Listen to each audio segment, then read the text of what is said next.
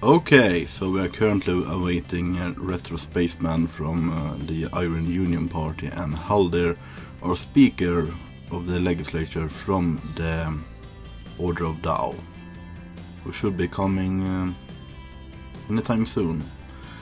If you want to join the conversation either as in the voice chat or asking questions, you can do that in the Twitch chat or in the Democraciv gaming podcast server. So while we wait, I could start with showing off the first issue of Voice of the People, a new voice paper advocating democracy in Democraciv and such issues, and talk about the things that happened in the first session and the first session of the second legislature. So, switching over to this web browser. Here, the first issue of Voice of the People, pro-democracy news for Democraciv. And checking on the legislature, one criticism that I had, it has been my paper so far, is the live sessions, that they could be some kind of replacement for non-live sessions, and that there will develop this expectation that instead of talking and debating, discussing over the day, the 24 or whatever hour there is this 1 or 2 hours where a bunch of people, probably a minority of the legislature, will gather around, discuss, give their opinions on the laws, and then they will be content with that discussion. They don't see the need to debate it further in a non-live setting. That they already did it in voice chat and they did it with each other. There is no record of them talking about this, and those two didn't have a microphone or didn't have the time or could see what the others had already discussed. Those are left out of the conversation, and that's bad for our democracy, that everyone can't or is allowed, and if it replaces the non-live sessions and debates, it would be bad. Boom! You just got Haldir. Nope. Wait, I think I messed up the stream.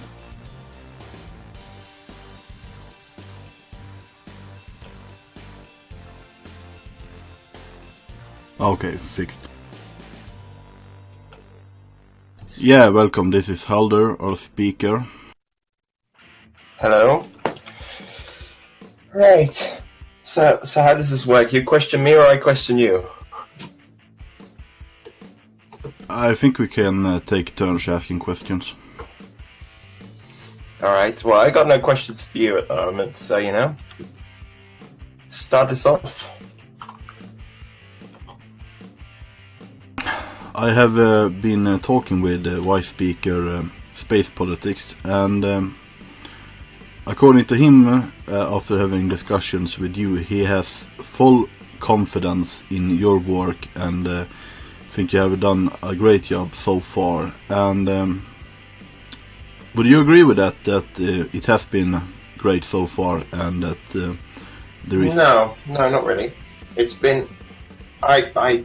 I say it's not been as much of a mess as it was by the end of the last legislature, but this is certainly not in the position where I want it to be. There's certain amounts of work that was carried over from the previous legislature, which I wasn't made aware of. That's why we're currently in the emergency session. It's not a situation in which I wanted to be. We had the massive docket last session, but I hope sort of not a lot of things passed the docket last time. So I think that sort of points out to the legislatures that what we want to try and move towards as a legislative body as a whole is more a sort of system where we all work together and we write one bill to fix a problem, and then we amend that during the session, and we propose various different amendments to it. That is a system where I would prefer, because then we get something where a bill does pass, but we are all still able to put the input on it, so it's less of an extremes. Because, for instance, I think we had 4 people proposing procedures last time. There was mine, there was yours, there was Retro's, and there was StringLordInt's. Now, what I would have preferred to see is we write one. Perhaps if the 4 of us combined, maybe some more people, we would have written one altogether. If we disagree on things, we already write pre-made amendments to that, where the legislature can then, in the session, decide what they would prefer, rather than having to choose a whole structure where they might not agree with some parts, but agree with other parts, and then they have to choose the lesser of all evils. What would you think of a system like that? That we have votes on particular phrases and rules and such. Rather than having every person writing it how they would ideally want it, we have sort of this amalgamation of what the legislature overall would prefer. Yeah, I'm very much in favor of that system, because the current system, we see it time and again, as with the war bills, with the election systems. Partly it's my party's fault that Retro and me always come up with separate bills, and other parties have their own, instead of all of us working together to find a compromise. And we split our energy. It doesn't even have to be a compromise. A majority should still be able to pass what they want. But then, rather than having 5 different bills to discuss that all do the same thing, we can focus our efforts on one bill, and it's easier for everyone to read. They can all see, this bill is the legislative code has been proposed, and these are all the different amendments to it. Do I want the time limit to be 24 hours? Do I want the time limit to be 48 hours? Do I want the system like in the previous legislature for passing vote, which comes with its own problems? Or do I want them all to be counted after a time limit, which there will be a separate vote on?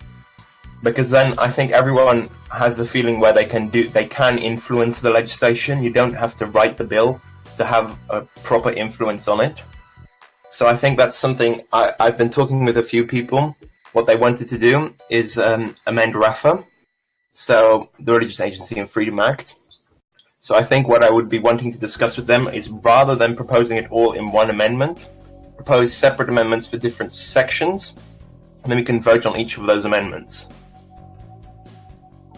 That was my idea with having multiply election reforms and procedures, that we put forth 3 or 4 of them, and then we try their support by voting which one is our favorites and so on. But that process was very flawed, since people had made deals in advance to support each other's bills, and I don't think it was so much that caused the problem. I'll say it openly. I didn't like your solution as much as I liked my own solution. So that's obviously why I talked to some people from the parties I've been working with, and I got people to support my solution. But I think, rather than what you did, where you wrote 2 bills and one was with the increased legislative limits and one without, I would have liked to see you write one bill with an amendment, with an already written amendment to that bill, which, for instance, adding more legislators, because then we could have passed the bill, but we could have not passed the amendment and it would have still passed, because there could have been a situation at the moment where we passed both of your bills, which say something different and then conflict. And that is a situation which we haven't had so far yet, but I want to try and avoid. So that is also why I've the public billing amendment, which I proposed last session, to the public outreach gentry. I think that helps with some of the sorting out of. Last time there was certainly a lot of public bills, where public bills have to go through an initial group of the initial public outreach gentry, they read it, they give some feedback on it. They're not allowed to change anything, but they just give like a preliminary opinion on those people if they, for instance, haven't written the bill all on their own, which some people do. And then they pass it on to the legislature, and they are not allowed to change anything without permission, obviously. So I think it's overall what I'm trying to bring is sort of a more sorted system. That's why I propose the live sessions as well. It's much easier, I feel, to propose an amendment in a live session. One of the things you said, by the way, was you thought that live sessions would be on voice. I don't think they will be. In the past, they've always been on text, so they will be on text. I certainly won't be doing them on voice. The states know specifically that they have to be on voice, or they don't. It's also easier for them to record. For people to read it back and to see what the legislature has been discussing. But I think it's easier if we post a bill in a live session, and then we all discuss that bill. And then some people say, oh, actually, would it work if we change this or this or that? And then some other people say, I don't think it would work. And then we just propose an amendment in the live session. And then when it comes to voting, we vote on the amendment, and then we get to see what people think, rather than someone else going off and writing another bill for it. We then have to discuss that bill again. Yeah, I thought it would be voice chat. And that was one of the major problems I had with it, that and the time that everyone can't be at the live session at once. People will be busy, there will be different time zones, and the danger there was that by gathering maybe half or at least a large minority of the legislature who discuss and debates in the live session, when the people who were absent there want to discuss and debate, they will simply be dismissed. We already talked about it in the live session, and they don't want to repeat themselves, and that will, I feel, will stop further discussion not live. What I intended to see it doing is, I'm going to run the next session if it passes the executive veto, which does look like it's going to happen. I'm going to run the next session as the live session. So I'm going to start it off by posting a poll I'm going to post all the times which I can go for, like 1 or 2 hours, which I can host. And then it's just going to be tick as many boxes for the times that you could do. And then the time which the most people can do, it's going to be obviously an anonymized vote, so I can't see which parties can do what, so I can rig it to the system or anything. So the one which the most people can do, I post the screenshot of the graph, and then we go with that time. And then with live session, we go through everything on the docket, and I make notes on it as we go through, and I publish the notes, just everything that the legislators proposed. And then we go, in non-live discussion, we go into a more focused discussion of those of us that weren't there. What are your opinions on these things? Is there anything else you'd like to add? These were the amendments that were proposed. This was our reasoning behind it. And then the previous, the people that didn't attend, obviously should still be included in discussion. But I see where your valid concern comes from. Live sessions are usually, in Mk4, they were about 2 hours, usually. So that would mean there'd still be 22 hours of non-live discussion if they're about 2 hours. And there has to be a minimum of 12 hours of non-live discussion, as I wrote in the legislative code. I don't think it's intended that live sessions sort of pushes non-live sessions out. Instead, that people don't want to repeat themselves or want to discuss things twice. That if it has been done in a live session already and people who aren't there, they don't feel like discussing it over again. So I think it can indirectly cause non-live sessions to lose their importance in favor of the live sessions. I think that is something that we're just going to have to see. I for certain want to experiment with the next session, and I want to run it as a live session. And then if what happens, if we get no discussion in the non-live section, and we get like only 5 people turned up to the live session, I would totally agree with you there. That's not a system where we get the valid opinions of all the legislators, and we get a good representation of what the representatives think. And then obviously I would run the next one as a non-live session, or I'd talk to people to see how we can try and fix that. But I think for now it's just seeing what will happen. We're just speculating. In the last mark, I definitely don't think discussion in a live session was always conclusive. There would be a lot of nitty-gritty detail where you'd sit for half an hour and you just watch 2 people who were talking about something. I distinctly remember Solace and the Pig Nexus going into like excruciating detail on the economic bill in the last one, talking about specific tax reform, which I personally wasn't following. So rather than that, I think we would just like go over a rough outline of the bill. For instance, in the quorum amendment, which was proposed into my legislative code, I completely forgot about that. I left it out. I'll be the first person to say it was an honest mistake I made. I didn't think about it. In a live session, I imagine we all read through the bill, and everybody sort of, if you were attending, then I would hope you'd have spotted that, and you would have said, "Oh, no, you've left out a quorum," and then I say, then we discuss, and I say, "Oh, yeah, I left that out." We propose an amendment to it, and then we've discussed that, and when we can fix it in an easier way, rather than in a non-live session where I might not be online, and then the whole discussion devolves. I miss it, and no amendment is proposed, and then we end up talking about something completely different, and the whole discussion derails. I would prefer having, the committee idea that instead of just a 24-hour discussion period before we vote, and like most of the agreeing on bills, the compromises, the getting input, that happens in party servers or in PMs. People talk with each other.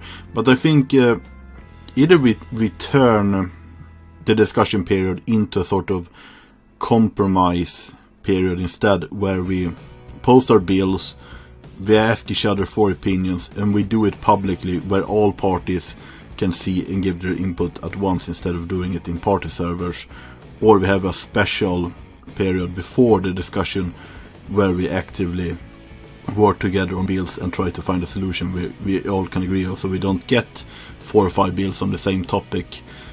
That is something that I did imagine the live sessions to be like. You can never get everyone together because we're spread out across so many time zones. So that is how I envisioned the live session, where rather than it is, obviously parties are still going to work together, individual parties are going to present bills, but when it comes to non-partisan problems with those, I reckon those would be tackled well in a live session, with further discussion being able to, I think it focuses us rather than it completely, it's meant to focus us rather than do the entire discussion. So you think live sessions will be able to do what I said there? Yeah, I'd certainly hope that they do that.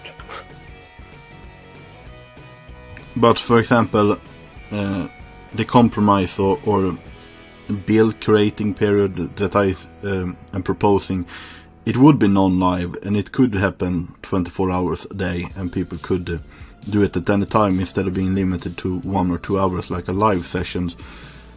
Don't you see an advantage to doing it that way, non-live instead? I don't think so, because non-live, you invariably get people post things when it is most convenient for them, and that might not be the time when the most people are available. So you still get the problem where people don't communicate about things. For instance, it might be late at night where I am, and then Retro proposes something, and it gets completely discussed, and by the time I get to it, it's all being completely discussed, and that is one of the problems with the live session. But with the live session, you get the guarantee that the most people can make the live session. In a non-live situation, you still get things still tend to happen at a specific time. One sec. Okay, Haldir muted himself, so just to go to Right, I'm back. Okay. Who else are we waiting on? Retro was supposed to come. He's online now. I will ping him. Okay. Also, to the voice of the people, I guess you read that one. Yeah. Did you read Domitor's comment below it? Oh no, that was my comment. Oh, Doms, was there another comment? Yeah, let me read it on air. So here's what Domitor said about my paper. A live session sounds like a poor idea for the reasons you outlined. In early Mark 2, the sessions were held for a couple of hours at specified times, and there was much chaos, not to mention all laws proposed went straight to vote. Sometimes with no prior chance or change beyond a few minutes to read them. It took a while for the legislature to solidify into a set of sensible logistics, 24 hours for proposal, 24 hours for voting, and requiring at least 3 people to sponsor bills that went to vote. I'd recommend the current legislators to stick with the tried and true methods, and we tried the rapid fire legislator thing, and it was all hell. You can certainly try out new things, but I think in this case the traditions are built on advice and experience. What do you think about that? I think he's talking about a different kind of live session. A live session where everything is done in the live session was something that clearly was... I wasn't there for Mark 2. That is something that clearly happened in Mark 2. What we had in Mark 3 was there was a live session, and then everybody discussed during the live session, and it was voted on during the live session. And then at the end of the live session, there'd be still 24 hours of non-live voting. I think I'm like on the complete opposite side of the spectrum of mine to those two, where the non-live is more sort of, the live session is more part of the non-live. It's just a focused period of the live session, because there's always still going to be non-live time after the live session. Yeah, I don't think he was talking about the exact same system, instead of a system where you proposed bills, voted and discussed at the same time, and you just rushed it all and didn't really have time to discuss the contents before being either passed or failed. So your system is of course better. Yeah. One thing that I would like to ask was you mentioned criticism of the system where one of your criticisms was 24 hours for the voting, and at the end of the 24 hours it all gets counted. I'd like to discard the 24-hour bit for now and just talk about how it all gets counted at the end. You said you would prefer to keep the system which we currently have, where votes are tallied after 80%. One problem I'd present with that, I hope he doesn't mind me saying, but Jonas DM'd me and he said I'd like to change my votes, because he obviously voted very last minute and he just copy and pasted Thorn's votes, which is perfectly acceptable. But I had to tell him, no, you can't change your votes for the bills. The session is still up, but some of the bills have already finished voting on, so he couldn't change his votes on anything except the final amendment, which I proposed the halfway through the session. Which was kind of weird, because obviously he'd voted, and now he couldn't change... The session was still going, but he couldn't change his vote on something, because the voting closes at different times, and I have to check for each individual bill when it closes. Yeah, but 24... Wait, that wasn't the 24-hour limit. It was the... if they get a majority approval, it automatically get passed, and then you can't change your vote anymore. Yeah, but also after 24 hours and 80% of the legislators have voted, then it also gets counted, and then you can't change your vote anymore. The voting closes for that particular item. Yeah, I support... the 48 hours was the default time, I think, before we made any procedures for Mark 4 here. And having 24 hours... Oh, hi, Retro. Having 24 hours instead, in at least if 80% had voted, else 48 hours, that was actually my idea, and Retro implemented that in his procedures, because I wanted a faster process than waiting 2 days, and having at least if 80% voted within 24 hours, that was acceptable, at least, because then I don't think in the second day so many more will vote. But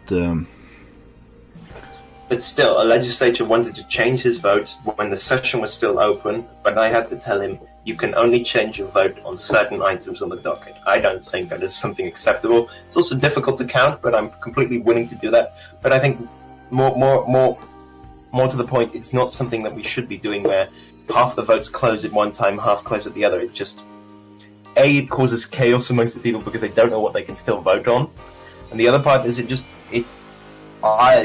doesn't legally impede the right to vote, but it does sort of gut you when you know you can't change your vote because a certain amount of people have already voted, and if you hadn't voted, you would have still have been able to change your vote. Yeah, but your system has a 24-hour limit without any exceptions instead, so had he voted after 24 hours, he couldn't have voted anyway. Yeah, but had he voted, but if any time before that 24 hours, he would have been able to change his vote, because in my system, the votes get tallied after 24 hours.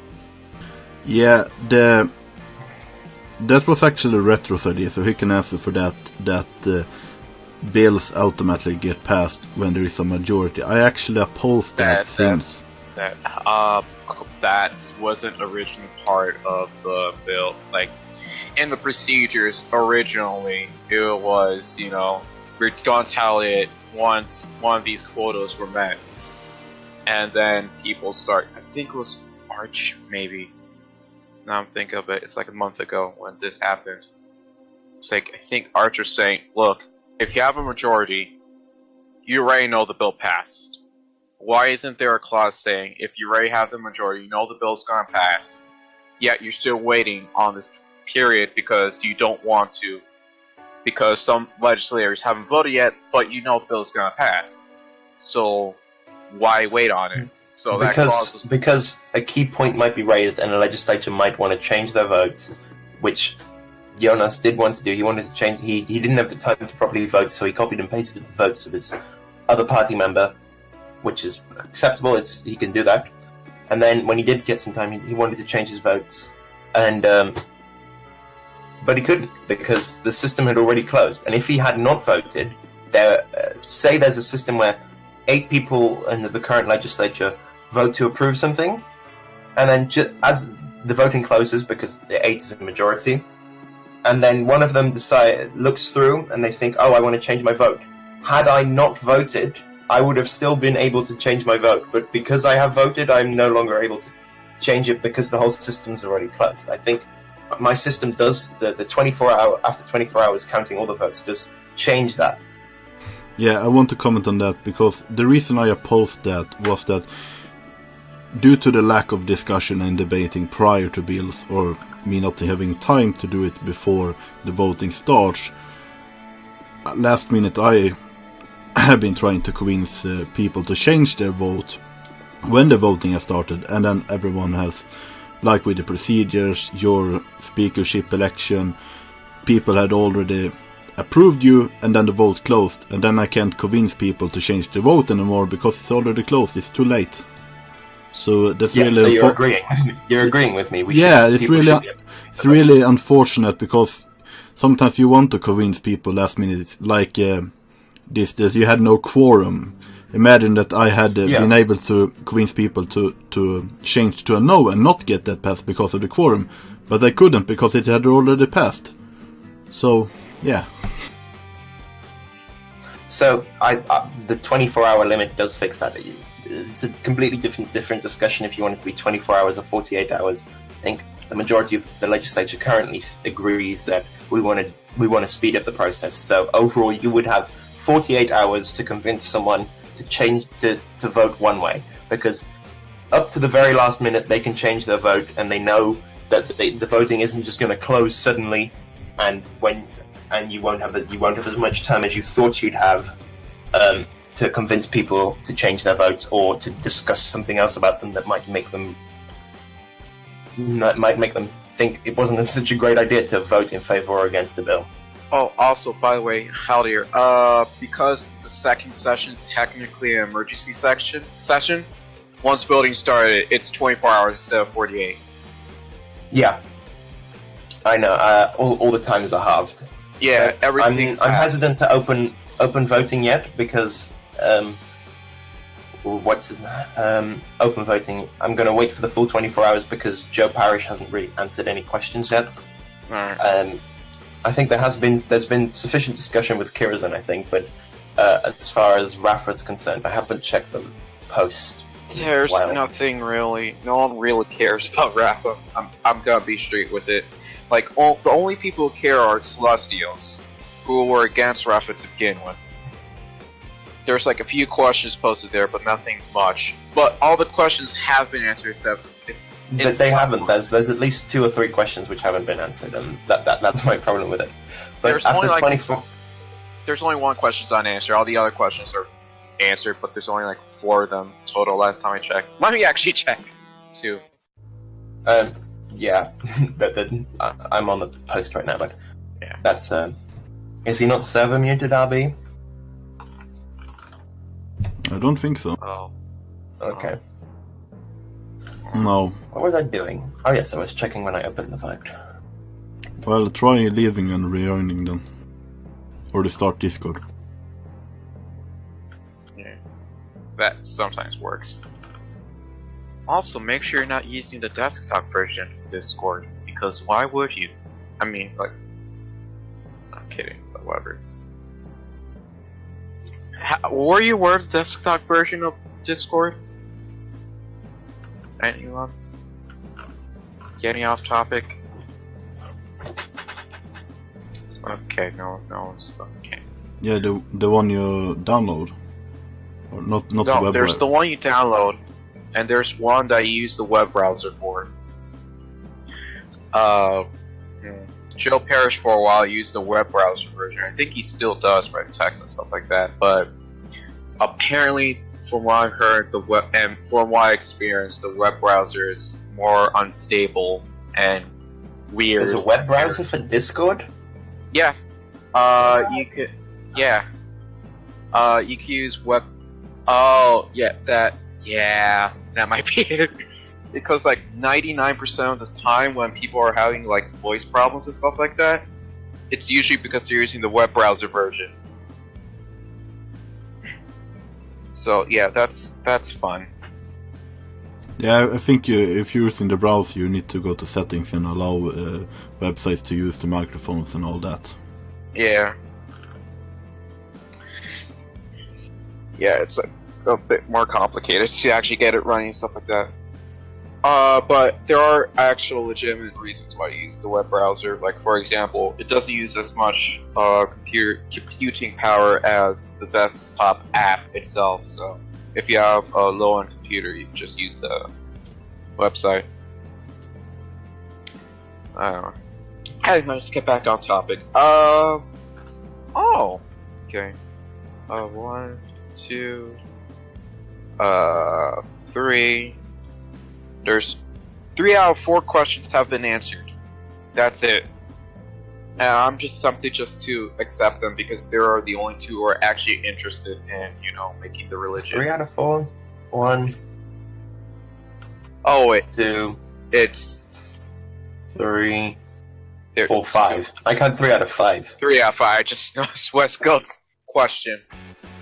How do you plan to structure the system? And fairly important, I think. Yeah. That 14 hours unanswered. Yeah, that's my trouble with it. I would have opened the vote sooner, but yeah. Okay, I get you. Nice, good call there. Good call. I personally would have difficulty voting for someone who I'm just saying, go crazy, structure the system however you want. That is. We should have trial by combat. Yes. Duel. Since we're in ancient era, everyone just gets like a bamboo stick or a sword. And No. Obviously, you'd play on a dual map on Civilization, and a 1v1 dual map. Okay. You hear me? Yeah, we could hear you. Yeah. Wonderful. Are you still using the web browser, or are you? Okay, good. Okay. Download the main Discord app soon. Nah, okay. So, wait. Are both cities Venice? Like, both sides play Venice? So it's one city challenge? I think both sides play the Iroquois, to be honest. Why the Iroquois? Because they're terrible. Okay. China. We're playing China. Has to be settled in a fair way. Oh yeah, both sides would play China. Okay. Both sides play China on a dual map, and they duel it out. I think we should solve this through a game of Mahjong. I'm gonna go look for some socks. I'll be right back. Okay. Alright. Since we are the only people on are new people, thanks for having me back, Harvey. Can you brief us with what you and the speaker have been talking about? Yeah, we really only talked about procedures and the live sessions that there wasn't actually intended as a voice chat.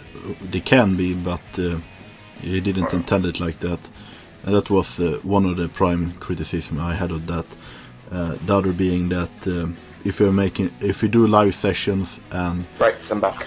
the people who aren't there, they will are left out.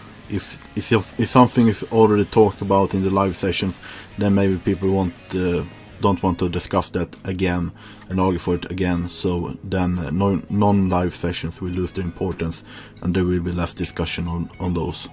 That's pretty much what we talked about.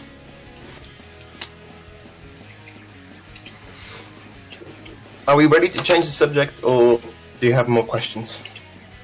Change the subject. Yeah, unless... What I want to know is, what is the IU's plan for getting us some war? Oh, do you want to know the fun way or the normal way? Both. Okay, the normal way, we're probably going to propose a bill with a few parties we have in mind. Don't really want to reveal too much, but we have like a few parties on our side. We're probably going to propose a bill within like within this dynasty. I'm just leaving it out there depending on how well our military is going about. On this dynasty, we're going to propose a war declaration on Songhai. Yeah. Monsters. Interesting. Within this dynasty. And merger with Nuke, negotiations with Nuke, something like that. Yeah, something on those lines. Yeah. I don't. That's the normal way, though. I don't think it's a secret that we might have plans for cooperations Or and such. Yeah. Being the two war Okay. parties, not entirely surprising. One is more futurist than the other. One's more RP focused, but the other one's focused on nukes. Mm-hmm. And the exciting way? Oh, the exciting way. You have to talk to Wes about that. He may or may not have recovered documents linking Songhai to terrorism. Sounds like Wes. Forged document. Oh, yeah, there's We're a simple war here. The people don't want to go to war. no, I'm dead serious. I've seen the documents. Is it The those people that want voted justice. illegally in our elections? You know those? Those people that randomly voted in the elections, pushing us towards liberty. Forged these documents to cover up the fact that he's killed 2 scouts already, and he's coming for a 3rd. No, these documents aren't forged at all, mate. These are actual real documents. I'll link it to you. Your spy master has forged a claim on the county of Songhai. I think Wes might actually get mad if I leak the documents. Like, Oh, Wes is a bit of a loose cannon. He'll forgive you. You can leak them. okay. There'll be some actual viewers, you know? No, I'm dead serious. Literally, there's 4 viewers and there is 4 people in the voice. Okay. No, Real that's not me. exclusive. Oh my god, new exclusive. Exclusive leak for 4 people. I will type in all I will petition as hard if we get some leaked documents on here, we can get Abby some actual viewers. Okay, leaked document. Remember that barbarian camp we cleared out around 1280 BC? Yeah. Check audience. We also recovered their financial report. Do I need you to walk through this financial report? He made analysis already. But I can see from the edit history, this was all written by West.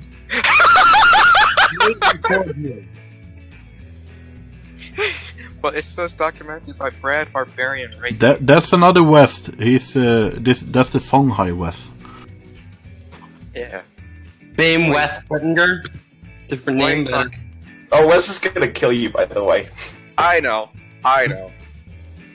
Like, this was actually supposed to be under wraps till, like, maybe the end of this dynasty. That's why I was hesitant to push the war. Because I knew Wes had this grand plan of, recovering these documents. Here. No. Killing 2 scouts, forging documents to conspire against the people to start a foreign war? This is treason. These aren't forged. What are you talking about? The Iron Union confers the truthfulness of these documents. They are entirely real. We want justice and we need war because of this. Because of this terrorism. It's not acceptable. You coward. We can't let this go. We need to avenge our people. Oh shit, that's right. We could. DU is having a session. Sorry, you're just about to lose another one of your viewers. God damn it. You've got 2 viewers. You have more people on the show than you have people watching. Oh my god. God damn it. And they even post an advert on it. Democraciv Universal. What are they like? Oh, god damn it. Live IU link song active war crimes. My god. I know Wes is probably gonna kill me after the show. Don't recall him. No. Okay, so here's the plan. We all go into the Democraciv Universalis chat and we Democraciv bomb it. That sounds like a very interesting plan. And they don't have a chat. Oh. God damn it. Wait, actually, oh, right here. Oh. God damn it, we can't join. We can't raid them. Yeah. God damn it. What's the point? Well, there is no point. It's just us having fun. Yeah. Us and our 2 viewers. Yes, it is. But screw it. Hey, let's actually get back on topic. We still have twice the viewers that Democraciv Universalis has, though. Wait, what? They've only got 1 viewer. Oh. That's actually sad. Wow, StringLordInt is in there. Is StringLordInt part of 2 democratic games? Yes. Oh. 3 if you count Hoy. Wow. Yeah, why would we not count Hoy? It's dead. Is it? It's actually dead. Don't. They're dead. I never joined anything. I'm in the Minecraft one, but that's not real. I'm in the Minecraft one too, but it's a lot better compared to D-Hoy. By the way, did they clean up the subreddit at all, or no? Is it still there? What do you mean the pictures? Yes, the furry porn. Yeah, it's gone. It's gone. Thankfully, it's gone. They've actually finally cleared it? They actually took it down. It was out there for a solid, 2 months, right? Yeah, it's StringLord's fault. He was the head mod, or at least the highest mod on the Reddit, and he was supposed to transfer the mod chip to someone else, and he actually deleted all the moderators. And then some guy took advantage of that and posted further porn. Yes, that happened. You came from Demohoy, didn't you, Abby? Yeah, I'm a former moderator. Yeah, he's pretty famous in Dehoy. Yeah. When I joined DCIV and I was looking around, I saw like Dehoy. It's like, oh, by the way, don't mind the porn. I'll just continue being normal while we try to fix this. And you scroll down, and you saw it. Of course, I managed to get myself elected in Dehoy for like Mark 5, but at that point it was dead. So yeah, don't care. Anyway, what do we talk about next?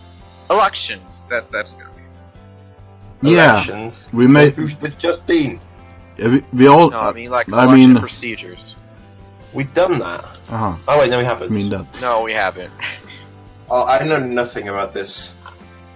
Sorry, I'm not great on voting systems. But you at least heard about the new voting system for the executive, right?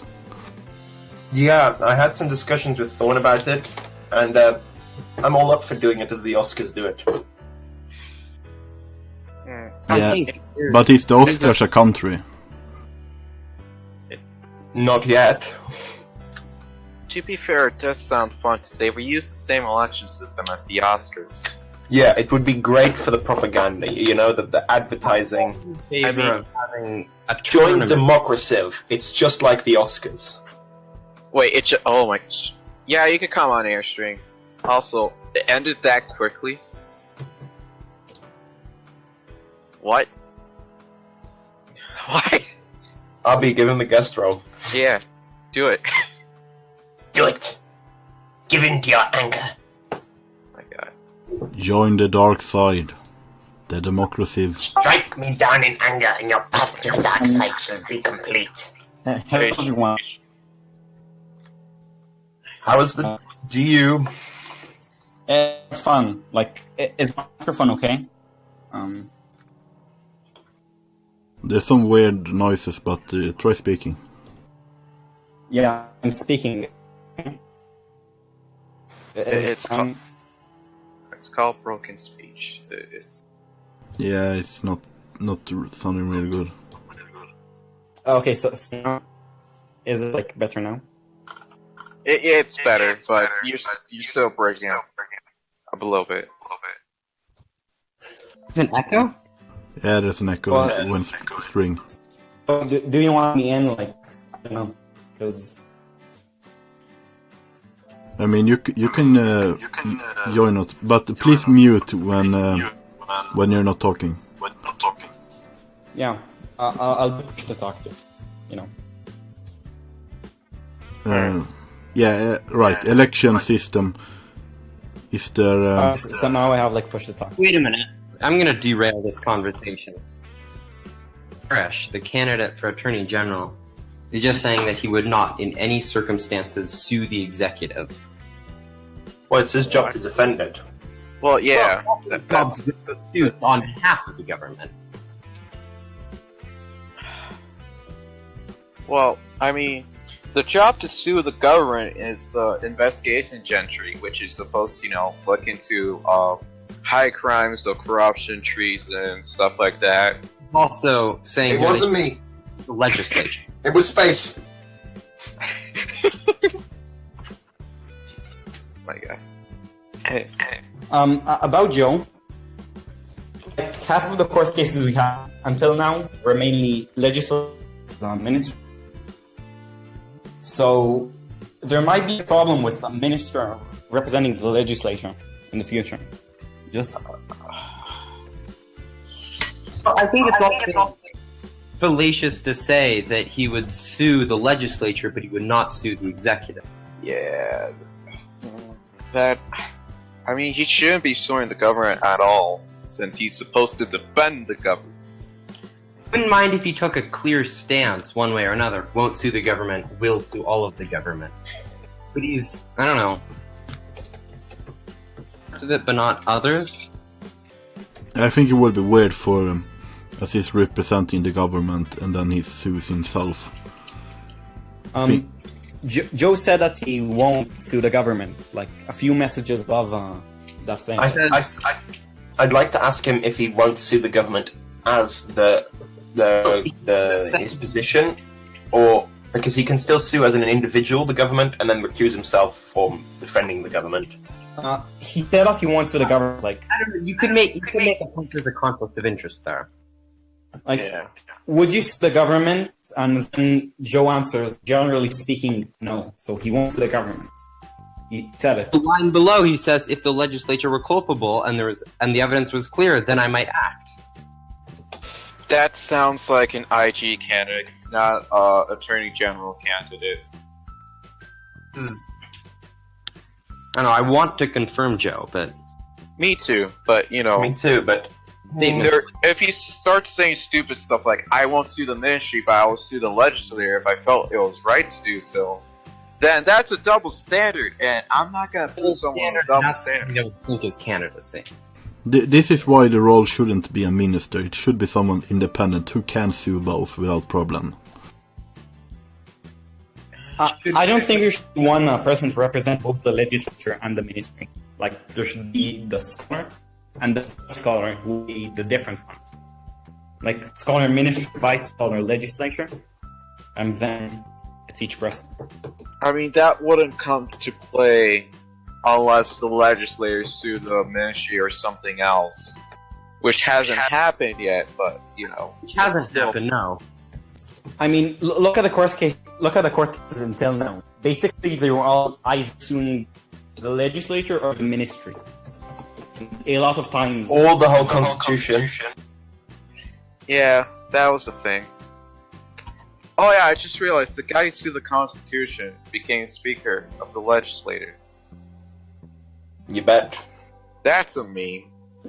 No, it's not. Okay. he became speaker because of a law. So technically, he became speaker of something which could theoretically be higher than the Constitution. Yeah. Well, you know, Haldir versus China is still only in its baby stages. This thing isn't over yet. I'm just taking a little pause Who from just it. responded, he said that he would sue the legislature if it was clear to him appropriately. I mean, if you want, I can propose a law which will literally just override something very simple, like this constitution will automatically be ratified instead of ratified by referendum. So Well, technically it's ratified. It was already ratified by referendum. yeah, but I mean, we can just make a simple law to override the constitution in no like meaningful way. Well, If if you want to override the Constitution, unless specifically say by law, you need to make an amendment.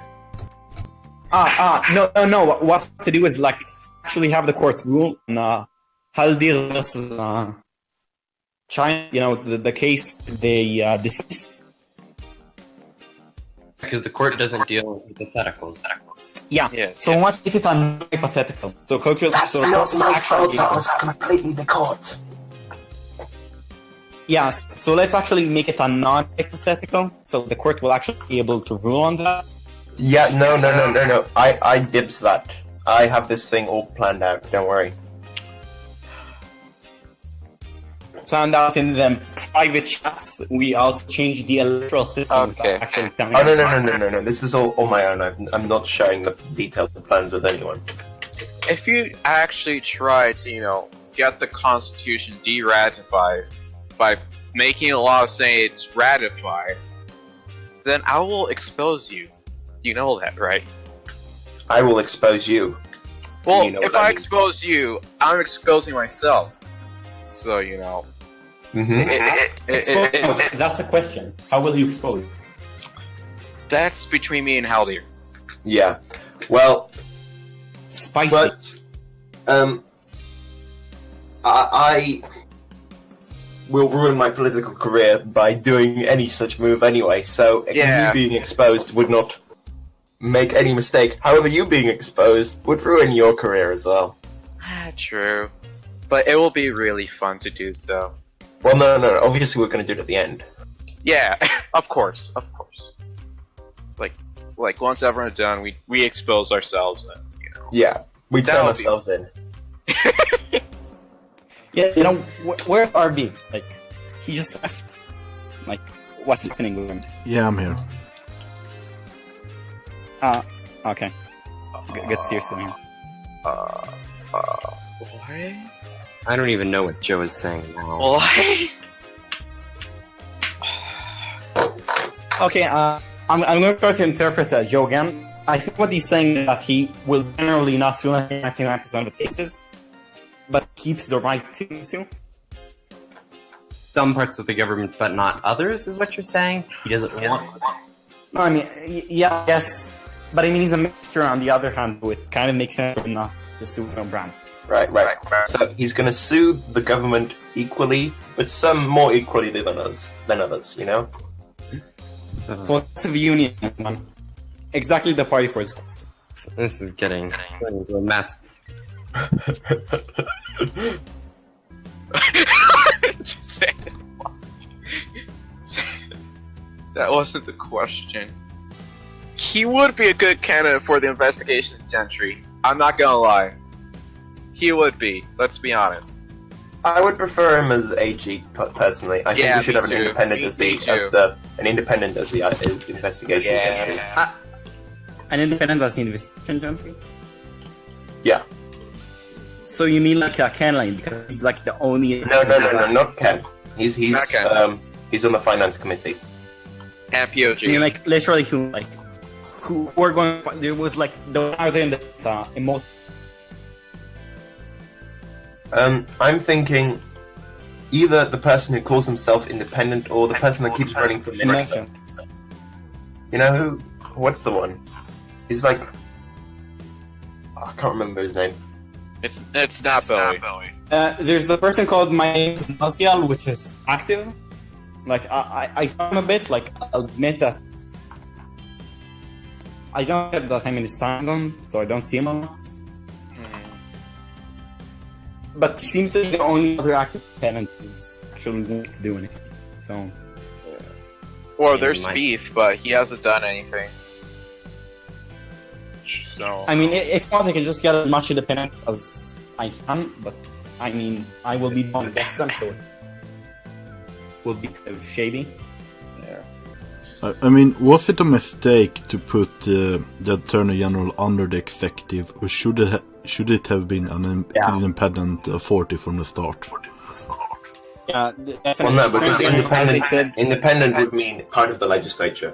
Because if the legislature regulates it and makes it more passive that it exists, it's part of the legislature. the ministry all regulates because it's a joint. it's a joint venture. It's a joint gentry, so it's technically under both legislature and ministry, so extension of both branches. That's how it works. So I said it in my opinion. It should be like two attorney generals, like the legislature attorney general and the ministry attorney general. So you know. And scholar gentry is there if the government's sued as a whole. I mean, you can have like the ministry attorney general be There is a conflict of interest with him suing the executive. He responded. He might sue the legislature, he would not sue the ministry. Okay, yeah, I'll quote the whole. I might sue the legislature in extreme circumstances. I will not sue the ministry. Instead, I would wait for the legislature or another party. Yeah, you're right. He's definitely on some kind of double standard. I'm glad that emoji exists because that represents what I feel right now. I mean, I am. No, I think that is if we have an IG, I think that is an acceptable situation. But the only thing I would be worried about is he should not be suing the legislature as well. He should as a person he's allowed to sue anyone, but as he's representing Attorney the General, he should anything. not. I think he just shouldn't sue the government. He should. Yeah, so like from the in government, reality, like sue the people who break the laws of the government. he can just sue the legislature, come to court, and like say, yeah, I'm not going to defend this. The legislature is wrong, and because he's representing the legislature will have like zero arguments in court because. Well, no, because he has to recuse himself. Their own lawyer at that point. you can't be lawyer of both sides. Like, is there anything which doesn't allow you to be the lawyer of both sides? I think you can just represent both sides. So it's kind of broken. Yeah, violation of the dual mandate. Does the dual mandate clause speak about attorneys? Because the Constitution doesn't mandate attorneys. Government position, theoretically. But I mean, then a minister will also violate the dual mandate clause because, he's a minister. And Keep constitutional ground. When has it ever stopped us before? Exactly. abolish the Constitution, everyone. British. What was I trying to do? And nobody backed me. Well, actually, a few people were totally for Haldir versus China. I mean, did you seriously just try to abolish the Constitution? Wasn't it like you thinking, okay, let's solve this? No, it was. I think it started in a podcast like this where Solaris was saying, "Look, because the Constitution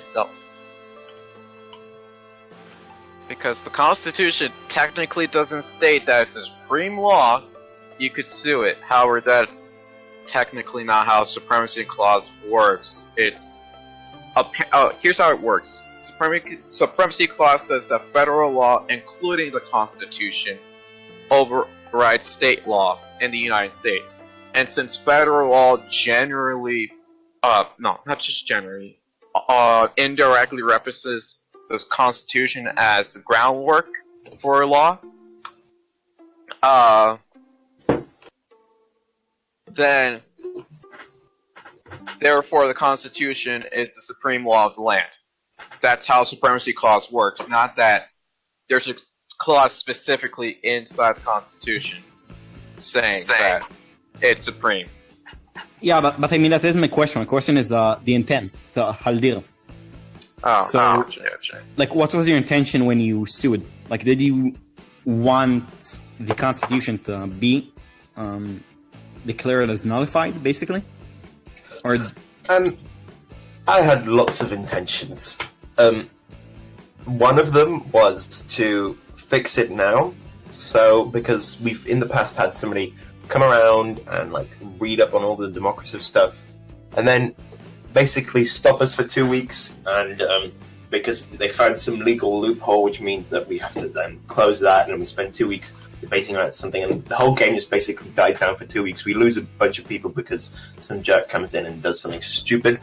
And I imagined a situation where someone comes in and sues the Constitution over this, then the court has to do a whole procedure about it. Everybody gets up gets a knickers in a twist about it. So I thought, you know what? I'll jump the gun and I'll sue now, so that we set a precedent where the Constitution is supreme, which the court has done. It's said we can't rule on this because the Constitution is supreme. no, it said we can't rule on this because it's an hypothetical and it never got the power. Yeah, that was a little weird. It's I read the ruling in depth, and it's sort of more of a joint thing, I feel, where it also said they do also mention that the Constitution is supreme in some way. It's not a great ruling, I feel. I would have preferred them to just say, what I would have preferred them to say is not take my case at all and just thrown it out and said the Constitution is supreme, go home. I mean, like, to be honest, when did we ever get a good ruling? Okay, when did we ever get a ruling? No. Satisfactory? I think the rulings are pretty good so far. Yeah. It's certainly not the worst they could have done. The court The has worst been... thing they could have done is actually sided with you. Yeah, And definitely. we had to stop the game for like a week or two so we can actually, get a referendum or a constitutional convention going to, rewrite the Constitution, and we'll have killed Mk4 and a time of growth. Let's be honest. Killed us, yeah. Joe is digging himself deeper into a hole here. Yeah. I mean, let's be honest, 99% gets approved anyways by how this legislature operates. I'm not going to... Prove him. He's the perfect person for the job. No, I mean, when you see what happened in the session, like, I have to say, it seems like some will just auto-pass and some just auto-fail. Like, Yeah. you're predestined. It depends on the leaders of the parties. If the leaders of the parties all vote against Joe, they'll... Oh, I mean, like, I see...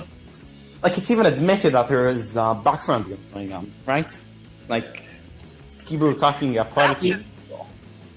That's just natural, you know?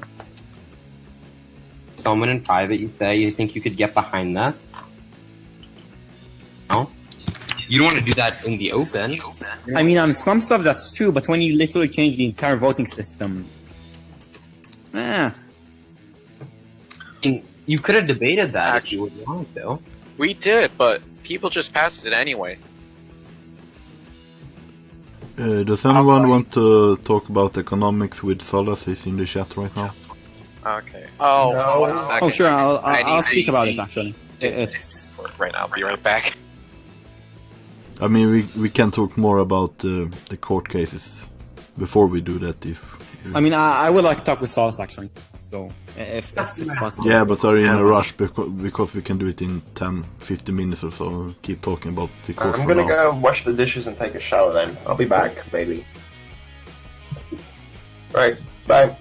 Okay, Bye. bye. Bye. Okay, I guess we are talking about the economy then. Let me invite Solas.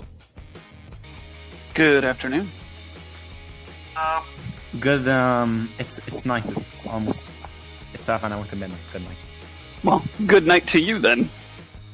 How about just good day? Or hello?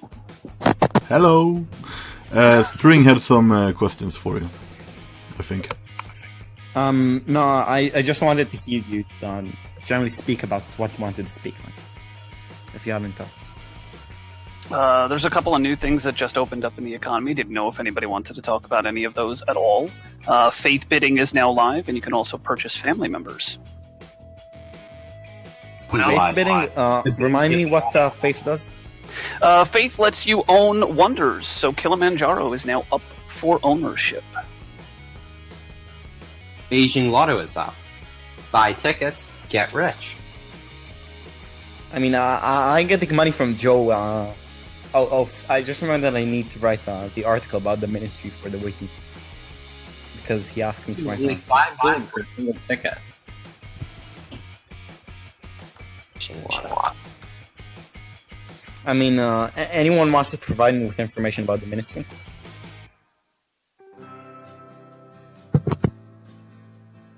Anyways, returning to the topic.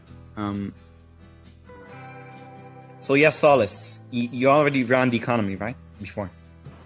I've run one previous to this, but it was nothing anywhere near this in depth or involved in the game as much. Okay, so what is new about this economy that makes it different, that makes it better? It's tied into the game directly, so it's not just handing out money for no reason. It actually has effect on certain things in game, depending on what the financial committee winds up letting it have effect on. The things that it doesn't have effect on, you still have tile ownership, you can still own wonders, you can rename areas of the world. There will be a separate map for the economy, so you can call certain things certain areas based on spending resources to do so. All different kinds of stuff. There's a lot more involved in this economy and a lot more that this economy can do rather than just relying. Traditionally, the economies have just relied on private citizens to give other people something to do. Ken's got a very successful casino that is a prime example of that. But other than that, the previous economy didn't have a ton of stuff that you could do with it. This economy has a lot more already built right into it that you can do with it. Including having a whole RP aspect of family members, having jobs, getting promotions, things like that. So a lot more involved. Okay, so something that I've actually heard about people talking about Triumvirate is that people are worried that you and Masenko will just dominate it with the same ideas, just hold the economy sort of ransom in your own way. Like, what do you think about these claims? Well, first off, we don't have the ability to do that. We can't set any goals. We can't set any pricing or anything like that until the financial committee tells us what they want to do.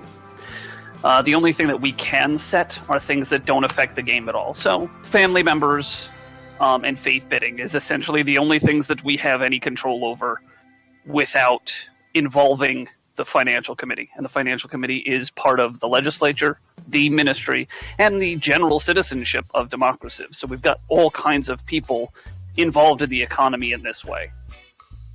Okay, you mentioned that you can set family members. It's still family members, if I recall correctly, can have their own jobs. Yes. So if you have a lot of family members, you can just, steamroll everything for having a lot of jobs and a lot of stuff. So the more and more money you get, you can spend more and more money on family members. It's just growing. Well, first off, you can't spend money on family members. You have to spend food on family members. And part of the job of the Triumvirate is to make sure that that doesn't happen. So you can't steamroll things. We'll have to adjust.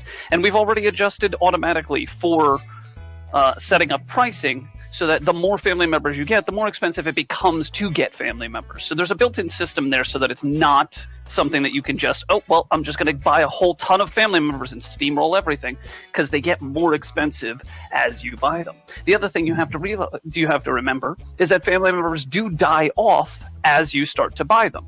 So you buy one more family member and everybody's death clock starts to run in your family.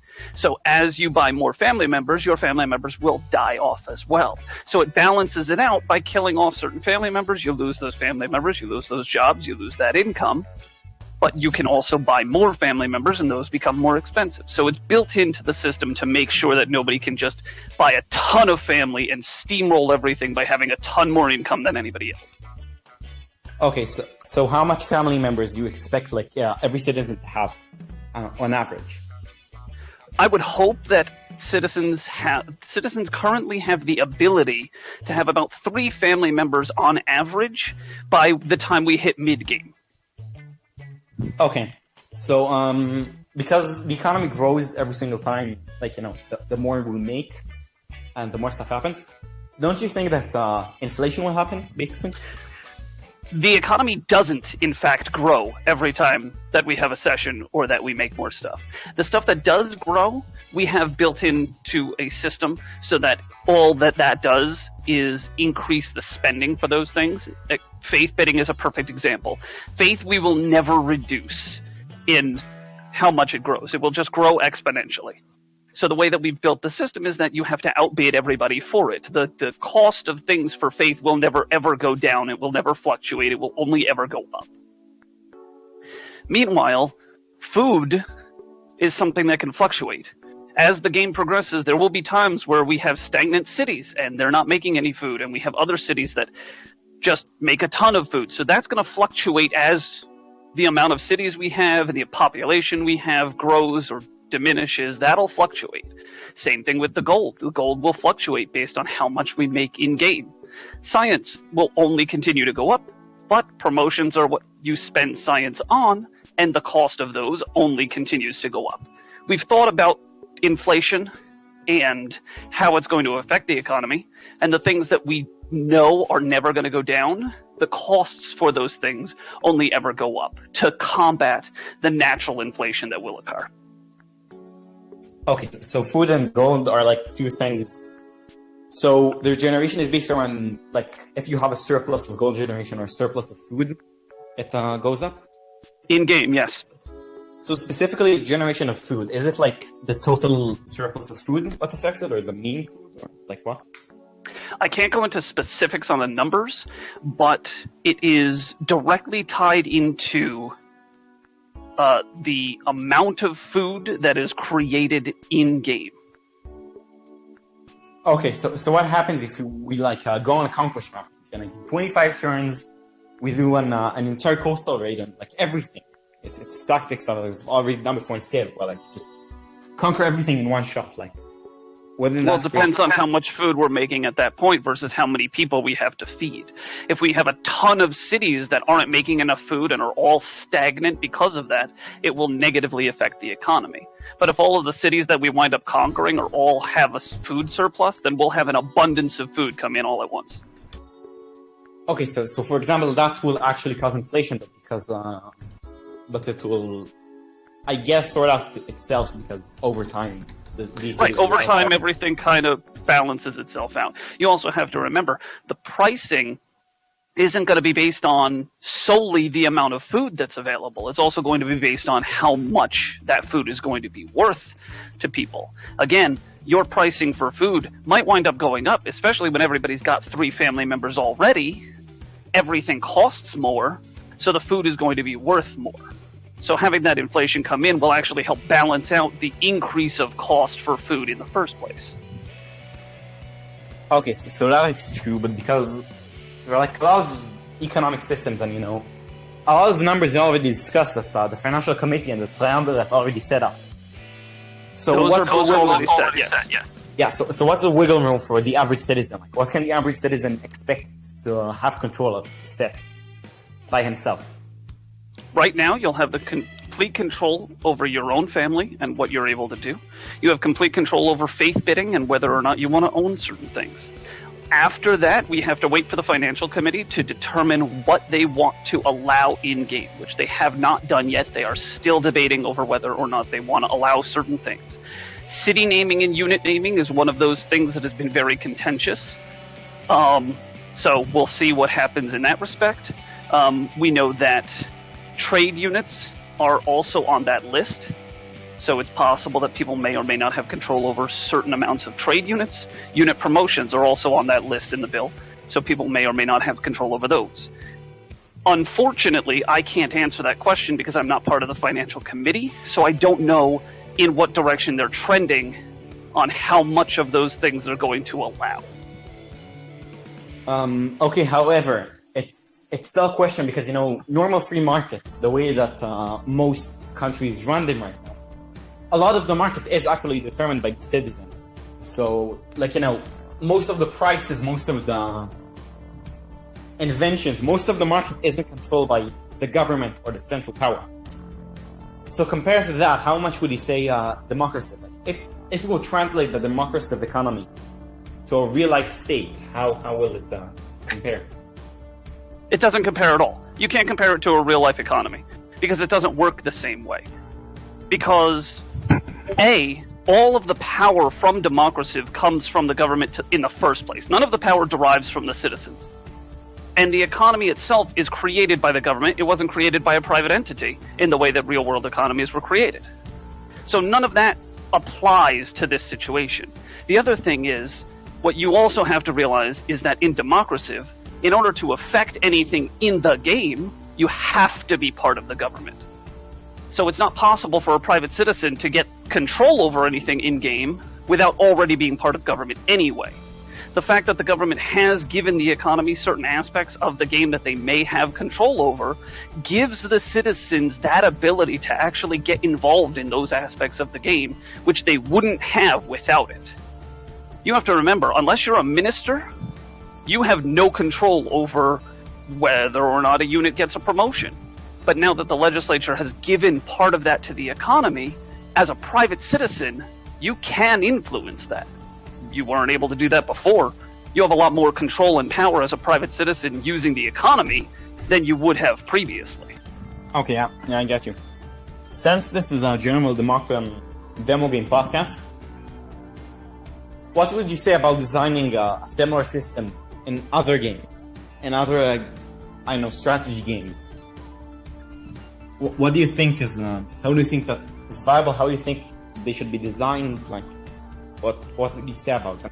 Without playing any of the other demo games that we may have listeners from, I can say 2 things about any given economy. Is that 1, to be successful, you need to tie it into the game. If you don't tie it into whatever game you're playing, the economy kind of flounders. And we've seen that historically with Democraciv. There have already been 3 other economies actually, that have attempted to come around and to flourish. None of them have done so because nothing was tied into the game. Without tying it into the game, you don't really give people enough reason to involve themselves in it. The other thing is, the systems are always going to be very, very intricate. The more simple you make the system, the easier it is to break the system. You have to make a very intricate system, and you have to be able to verify everything that's going on. Sometimes that's going to negatively impact the way that people view the system. But without doing it, your system is subject to people manipulating it in negative ways. Okay, yeah, I think, yeah. How much would you say the government should have? How much would you say the economy should be tied to the game? Like, how much do you think is acceptable? On a personal level, I actually think that anything that the economy affects in game should be minimal or have no effect on the actual gameplay. For example, naming units in cities has absolutely no effect on the actual gameplay itself, so I see those as something that's certainly easy enough to implement into economy. Unit promotions starts to get a little, starts to delve into that gray area for me, because it can affect the way that we play the game. I don't necessarily have a problem having 1 or 2 unit promotions every so often being determined by the economy, because then the vast majority of unit promotions will still be determined by the ministry or by the people playing the game.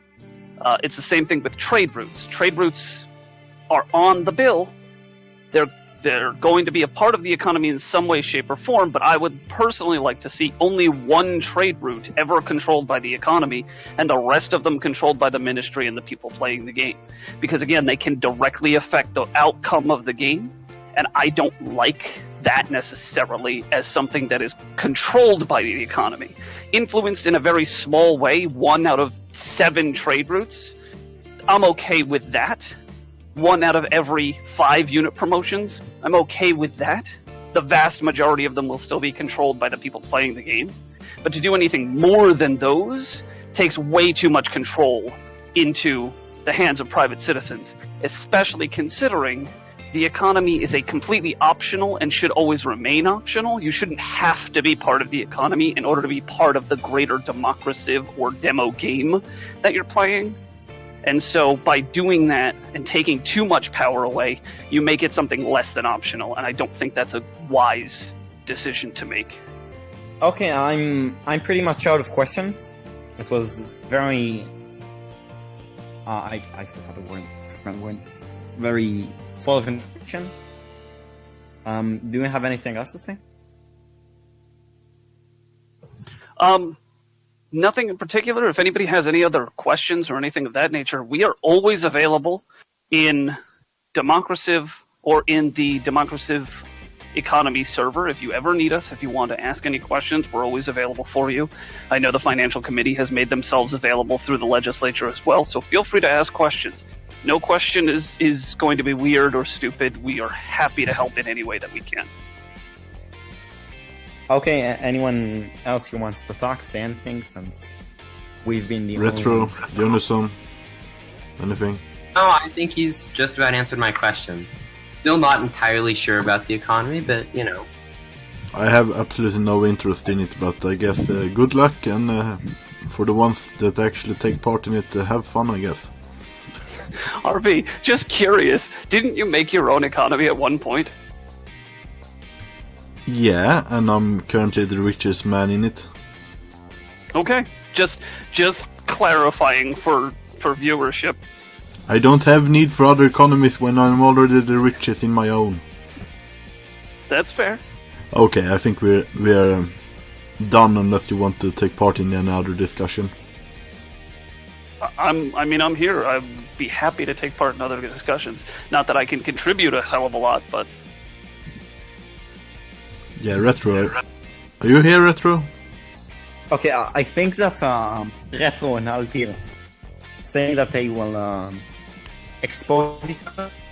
There's a connection here. There's clearly some weird connection here. You're just saying. Probably with the economy. I think they got some tax havens and they're hiding their money that they earn from their legislature roles. That's probably it. They're evading taxes. Well, Jonesion, I see you're talking with Joe Perich. Yeah. So, yeah, what comes of that? Like, I didn't read because it was You'll sue the legislature, but you won't sue the executive ministry, or that he could imagine scenarios with him suing the legislature, suing the executive. Kind of wrong to me. So I just want to have him clarify that. Okay. If I may. From a private citizen standpoint, having the Attorney General refuse to sue one part of the government but admit to being able to sue another part of the government as a personal bias seems a little not ideal. Yeah. Yeah, that's no problem. Like, under the current charter, the Attorney General must be a minister, which is a big weird. He's also supposed to be representing the legislature. Yeah, the reason for the Attorney General having to be a minister was that Joe himself could be appointed Attorney General. It was his bill and he wanted to be it. So being a minister was that so he could be it and a minister at the same time. Well, to be fair, to my knowledge, I think the ministry is the branch of the government that's been sued the most thus far. So, retroactively, it makes sense to have the ministry be in charge of that, just based on the track record so far. But to have someone from the ministry, as you pointed out, is putting an automatic bias on the system. I said it before, I think that there should be a Ministry Attorney General and a Legislature Attorney General. Each of them will appoint their own, so there won't be bias towards a single branch of government. That is, I think, have two Attorney Generals. Like, I think that's the best solution. One for the legislature and one for the executive, or? Yeah, basically that. Yeah, either that or a single independent, non-governmental entity. Well, the problem here is that there aren't many independents in current Democraciv. Like, most people are partisan or in government. There's Ken. There's Merkel. But Joe himself is not an independent. I don't think that's necessarily true, considering our latest election. The election results, just looking at the results, we had 107 votes. We only have about 20 people involved in the government. So to say that there aren't enough independents that are non-governmental entities in Democraciv is certainly not the case. We've got about 80 people who are consistently voting that aren't involved in government in any way. Well, there's just a problem to state that outside, because some voters are like only from and are voting, Like I look at. Okay, so I'll give you that. I'll understand that there are a significant number of people who are only around to vote and only interested in what happens afterward. Let's assume that 50% of those total voters are actually people that are only around to vote. You still have about 53 people that voted in general, and only about 20, maybe 25 that are involved in the government, which still leaves you between 25 and 28 people who are not involved in the government, who are active in Democraciv. You could easily appoint someone. Here, Haldir typing. Okay, I'm back. And Retro is back, like exactly when Haldir is back. Yeah, Hello. Hello. There we I can hear go. Solus is back. I hear Solus is on, because I recognize the voice. Yeah, he talked about the I am common. alive, Harvey. I just went out to eat dinner. That's all. So, Solas. I can't. Anyways, here's the thing though. I wouldn't want to appoint like even the 25 extra. I wouldn't want to appoint them all because some of them are even then clearly biased towards one side. Not all of the voters who aren't in government are complete unbiased independents. If you get me. No, I totally understand what you're saying, but at the same time, you're willing to appoint someone who automatically has a bias, just based on the position that they have in government already. You're throwing out 25 people who have a potential to be unbiased because well, they might have a bias, and instead you're appointing someone who most certainly does have a bias. What is the discussion on? Yeah, yes, please. Please brief me on We're this. talking about the We're talking about the Attorney Attorney General. General. Oh yeah, how RB basically just dug his grave. No, not RB. My God, Joe. What? How basically Joe dug his grave because he basically supported not suing the ministry, but suing the legislator when he feels like it. So, here's the thing. I don't support the current charter. I think it's bad. What I think should be done is that the ministry appoints its own ministry. Attorney General can be anyone, and the legislature does the same for the legislature Attorney General, who can again be everyone. Because That would be a fair solution. It would work. It should be a joint Attorney General, because if we're going to start splitting the legislature and the executive up like this, the Attorney General should just not, in their Attorney General role, sue anyone. They should just defend, and then the IG can sue the government, but the Attorney General can recuse himself, obviously, and sue someone. That's completely within their right, but they should not be doing that as the Attorney General. okay, can we just add it to the charter, like a single sentence that says that if the Attorney General sues the government, he must resign and leave the case to someone else? Well, no, he can sue the government, but yeah, you're right. Okay, so if the legislature sues the executive, That's when the special defenders come in. Like each one has a special defender, and the AG defends the defendant, while the legislature has their own guy. That's why I see the use of the special. What's he calling it? The special attorney. That's what I see the special attorney being used for. In case there's intergovernmental conflict, the special attorney represents the legislature, while the Attorney General represents the ministry, because the Attorney General's job is to defend, not attack. Yeah. So I don't understand why he's not saying, as an Attorney General, I would not sue anyone, but as a citizen, I would maintain my right to sue and just recuse myself. Okay. I think he's reserving the right to sue people, though, as the Attorney General, and think that that's part of his role, even if very rare. In some aspects, he might be right. The ministry may have the need to sue some other body that is not the legislature, but some part of me thinks that should be the role of the gentry of an investigation. Well, the role of the gentry the investigation gentry is to go into government branches, like government bodies, stuff like that, and make sure everything's doing by the books and legal, and not something screwy that may or may not be considered unconstitutional. And if there's a major battle going on between the ministry and the legislature or something like that, the investigation gentry can step in and sue the one they believe is in the wrong. Yeah, so I don't think if that is how we intend to see the investigation gentry, the Attorney General should not sue anyone. He should just leave it up to the...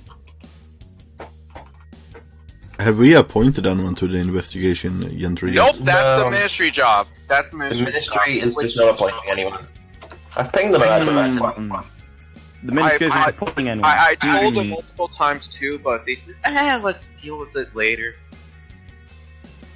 The ministry doesn't appoint anyone for the investigation. They appointed Joe in seconds for the... Listen, the ministry didn't appoint anyone to the... Out a week. I had to ping them every day till they would. Sometimes you just have to be annoying. You're cutting out every 5 seconds. I didn't hear much. Yes, you are cutting out every 5 seconds, but the point Let me was... try that again. Yeah, the ministry tends to be slow at appointments.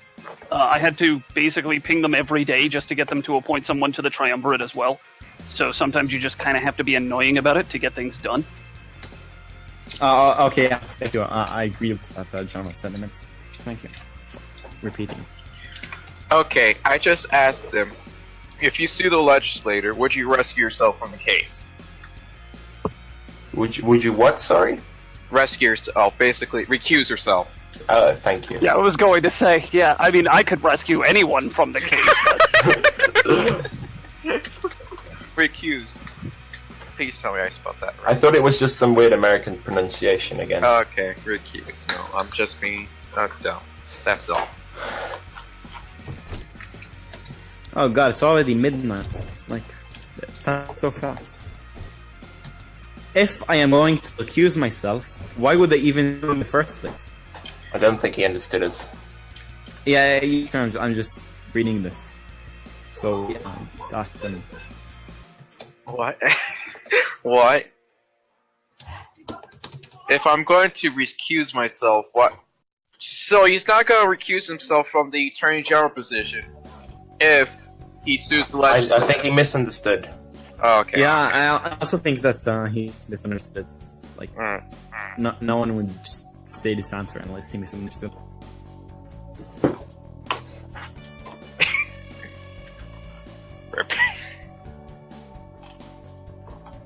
Oh, okay, please stop using the dad emoji, okay? Please. Seriously. What? What?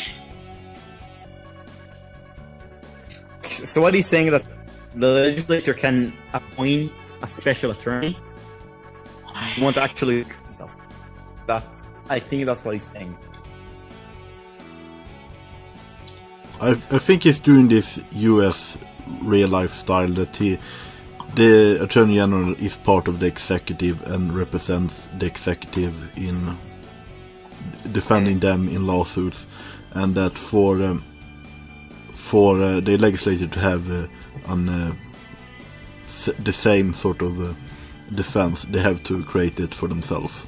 In this case, the special attorney, which I think isn't that very good in this game. We should have someone to represent both, not have them separately. Can I offer a small hydrant here?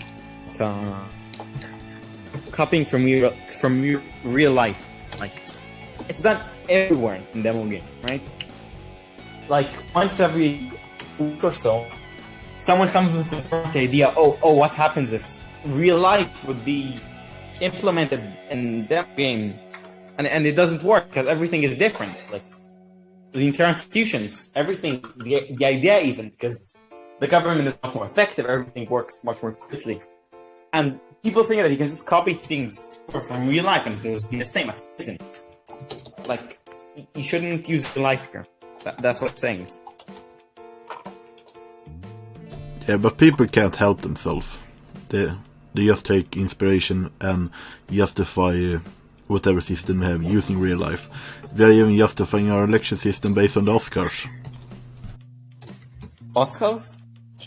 Yeah, our new executive voting system is the same Oscars have to pick nominees. It's been vetoed.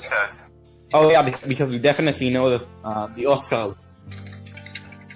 Did you ever actually see the nominees for the Oscars? Like, it's every year. Like, movies no one heard about ever. Where all of the blockbusters who actually bring in money are never there. It's really annoying. So, using this system, we're actually gonna get less known special niche ministers elected using the Oscar system? No, I actually think that in this case, because we're using a score-based voting, I think that just the majority will dominate in scores. But, like, that system has a problem. They're very obvious. This one was a special one. It's actually a really modified score system. It's actually using some sort of proportionality in that once you have given a high point, your other points will not be worth as much.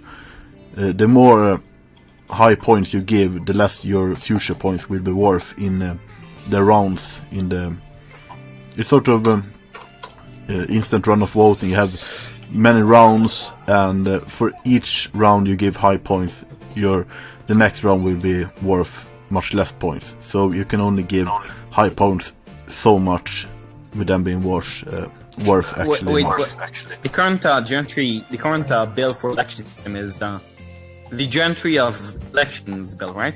The one that Thorn Yeah, that's the one.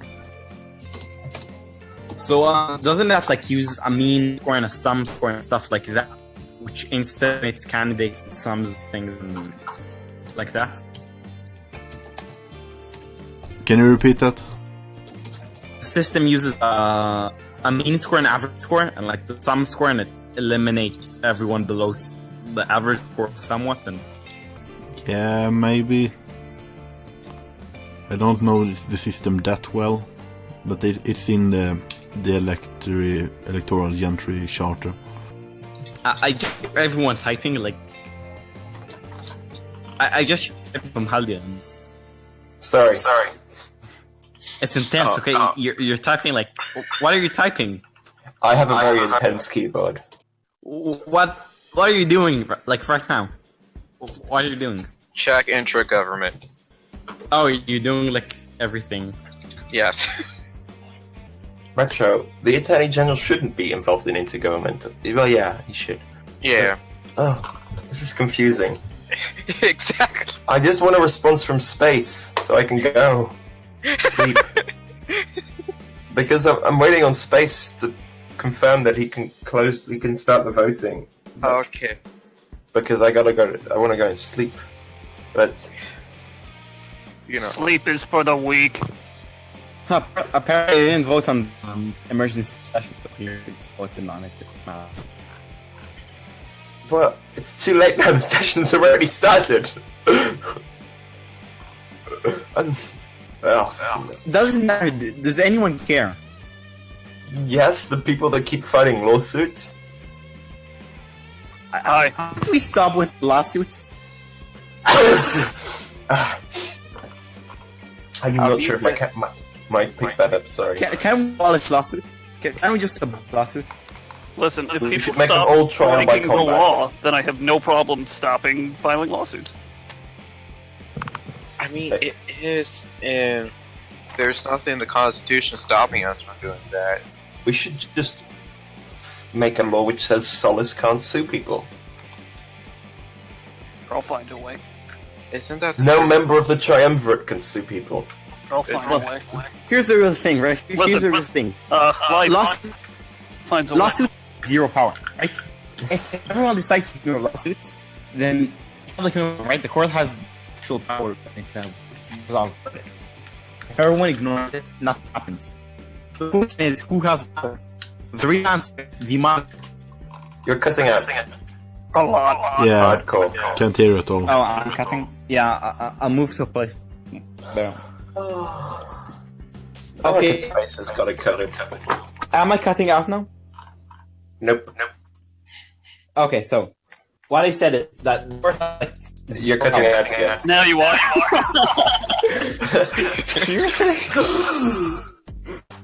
What about you? Okay, the court has zero power. The court has like no power. Am I cutting out? Yeah, maybe you should try using text.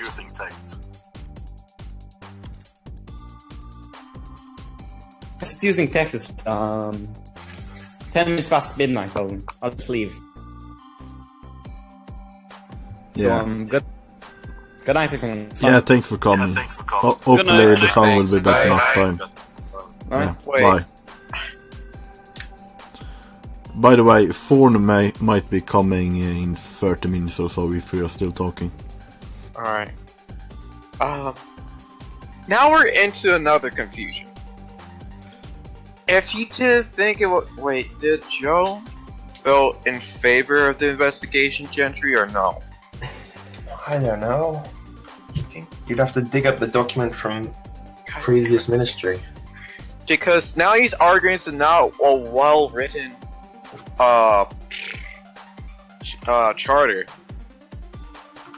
But if he had those thoughts, then oh wait, found it. Okay. I voted against it, to be honest. Alright. But that's just because I don't want my criminal drug corporation to be exposed. I don't vote. Yeah. You don't vote in the elections? Once in a while, I vote in the elections. To be fair, I honestly do believe that I completely forgot to vote in this last election. You vote in the primaries, though, don't you? In the party primaries. I do. I always vote in the party primaries, but I'm pretty sure I forgot to vote in the last general election. And you always vote for me, which is great. I love it. Are you part of my party? Yeah. Then I'm gonna vote for you. That's the whole point of a party. Yeah, but there's always other candidates as well. Inferior. Well, I think you're good at your job. Oh, thanks. You know, just because I'm like your small little henchman, I get everything you want done in the economy, push it through. The past that managed to actually get some people on the triumvirate in the finance committee. Humble brag. Yeah, this has been a fun ride trying to get people just into position. Mm-hmm. Okay, the charter for the interim investigation is in the audience channel right now. I'm not gonna read it. You can't make me. You're not my real dad. But I is. I'm your father, Haldir. No. Join the dark side. Join the Iron I just Union. turned my desk light off and it's just dark now. I can't see anything. This isn't great. I'm turning it back on. Did you know that clicking your fingers, the clicking sound actually comes from your finger hitting the skin, you know, just below your thumb? I don't know how to describe it without showing you. You know that bit just before, like, where the thumb ends and the hand starts? You know, when your finger hits that, that's where the clicking sound comes from. Bet you didn't know that. Well, gentlemen, it's been nice talking to you, but... The more you know. Retro, if Space asks if he needs to open the voting, tell him he does, and that he needs to make a Reddit post, please. I'm gonna go. Alright. So all we're doing is just waiting for Space to decide to show up.